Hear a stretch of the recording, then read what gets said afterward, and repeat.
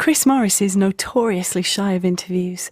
It had been possible to pull the kind of stunts he loves if he had a big media profile.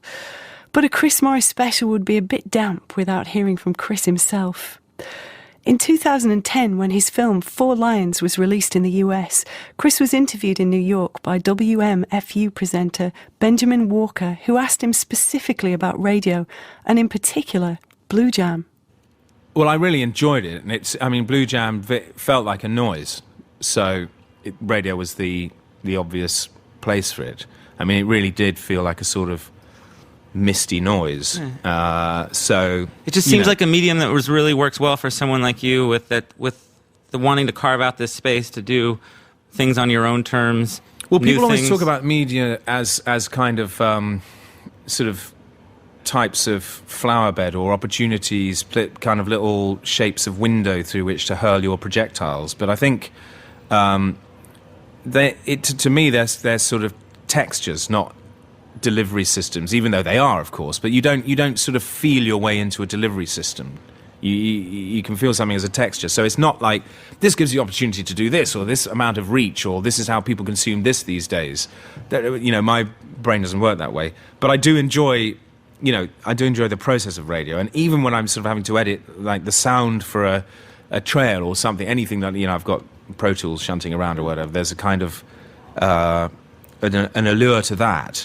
Dubbing the film, I get really stuck into dubbing the film because it's sort of, I don't know, it's just not going to go. It's not going to go away. It's not going to go out of my head. This noise in my ears is not going to leave. It's still at the sort of the bottom of the food chain when it comes to media flower bed. You have radio at the bottom, and it's sort of looked down upon. Yeah, but why look at it as a hierarchy? I mean, it honestly isn't.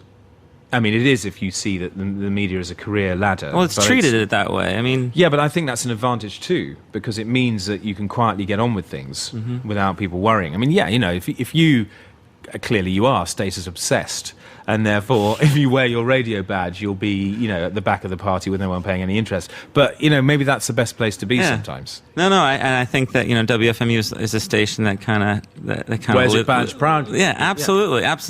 And maybe I'm just making too much of it, romanticizing it, but is this a medium that you think one day of returning to? Or I think of it frequently, but I suppose I do hound myself with the idea that the idea has to be right.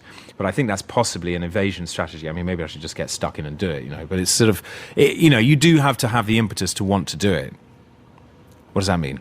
It means you do have to want to do it. You can't sort of walk into a radio studio. I mean, my nightmare, my anxiety nightmares are not sitting an exam and not knowing what to write. They're sitting in a radio studio and not knowing what to say. So you don't want to actually make DJ that come alive. It's a completely, right? So but it's quite a good, really basic. It shows I've got a very basic, simple functioning brain that roughly understands predicaments in a simple binary way. Benjamin Walker talking to Chris on his show, The Theory of Everything.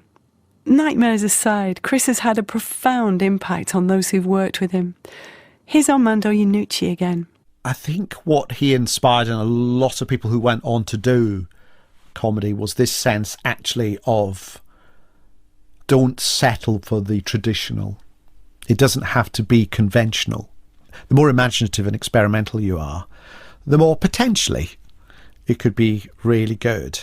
It's even when you get stand-up comedians like, Daniel Kitson, or, who people who rethink what a comedy performance should be like, what a stand-up set should be like. Even there, I think it's had an impact. Aside from that, it's also led to a whole breed of comedians who think it's hilarious to just wander up to people with a camera and, I don't know, shove a dildo in their nose. On a comedy level, naturally, like every comedy writer, I think I'm better than him. But Chris kind of shows you the virtues of professionalism, the virtues of being incredibly thorough, and the strong argument for originality, which is not something that's valued a great deal in radio or television. But Chris has always been original, and sometimes people go on a bit too much about, he makes one show every 20 years, he's a genius. And you think, yeah, pull your finger out. But the virtue of Chris's system is that he very rarely makes something that's awful.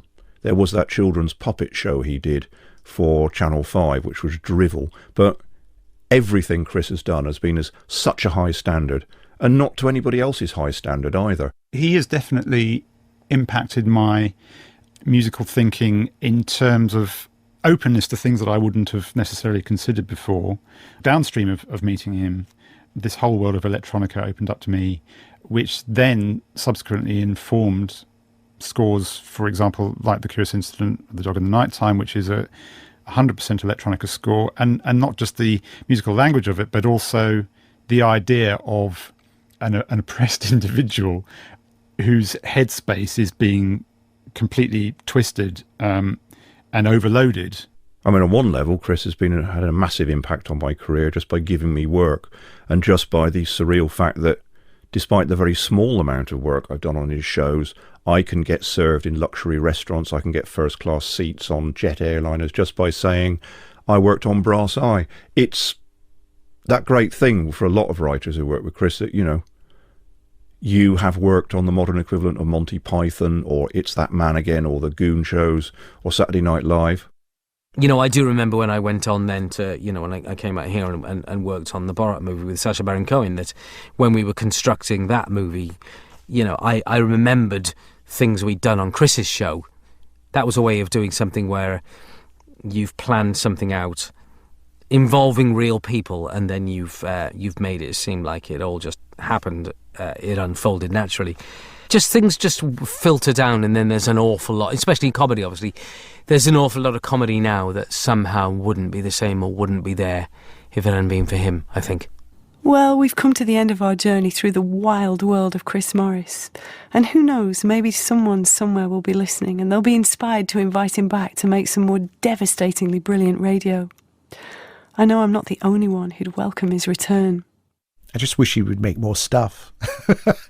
I know he works hard, but I just wish he would work 5 times harder than he actually does.